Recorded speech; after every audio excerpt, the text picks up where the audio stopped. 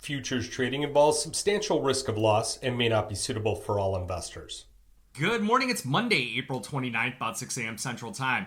Overnight, the precious metals are higher after last week concluded with the release of the Federal Reserve's preferred inflation gauge, known as PCE, which continues to show stubbornly high inflation.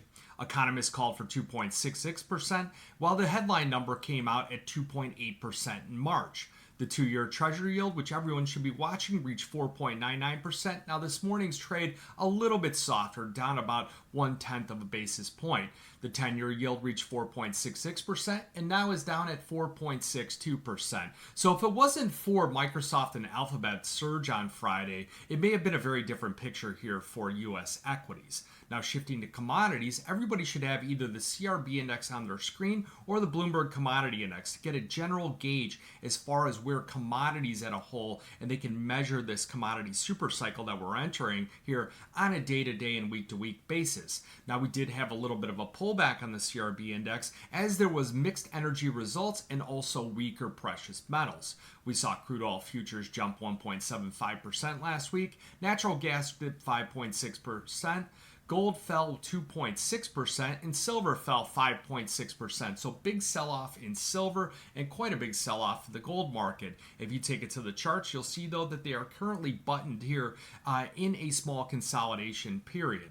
Now, if you look at the Federal Reserve, we have shifted the expectations from only 1 to 2 interest rate cuts here this year, and it's going to be pushed out to the fourth quarter. This is really interesting to note because we do have a lot of economic data this week, and we do also have a Fed meeting. We'll see a barrage of economic releases. We've got everything from consumer confidence, ISM, ADP, JOLTS, at the FOMC meeting, jobless claims, factory orders, non-farm payrolls, and ISM. So it is going to be with some whipsaw action and a lot of volatility here. So keep your head on a swivel, keep those stops tight, or use put protection here if you haven't done so already. The key levels to watch on the S&P 500, about 5160 on the upside. We could see that come into the Fed meeting where they should have a bit of a hawkish tilt due to the higher inflation data, and we could see some sell-off from there. Now, if we do fall to long-term support here or weekly support on the S&P from 5050 down to about 5,000, that's where we could see a strong bounce and a good recovery here from there.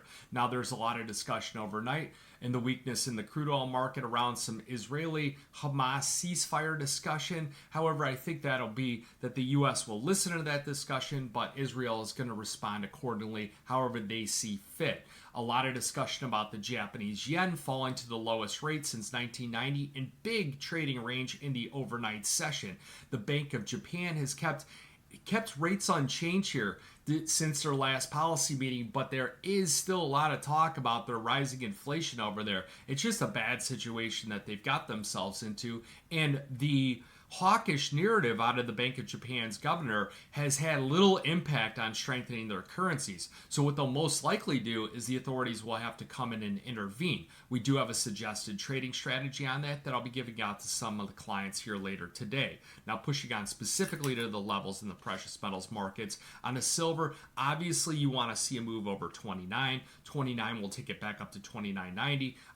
The $30 level will be defended by the bears, but if we could break through that, we could see $35. On the support side, that's very close in. Again, your two levels that I would watch on the chart, about 28.02, that was Friday's high, and then also look at that pocket support here of about 27.20 down to $27. The gold market has a very similar chart pattern where 24.04 is that upside where if we break out above there, discussion about all-time highs will be back in the cards. A lot of talk about stagflation. Some of the analysts will be brought on, and that's what they'll be citing.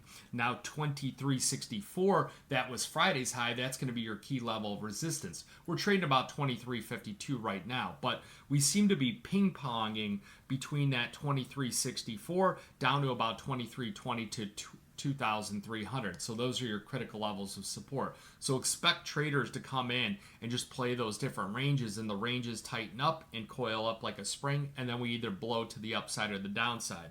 So if you got any questions, give me a call, 312-858-7303. We'd love to work with you over here on the futures commodity side. And if you don't like trading on the futures side, we do have a wealth management division led by my partner, Bill Baruch, who's oftentimes on the halftime show on CNBC. He can walk you through, as everyone should have a wealth advisor and also a portfolio on that side. Give me a call, 312-858-7303. Remember, futures option trading does involve risk of loss. May not be suitable to all investors. Good luck, good trading.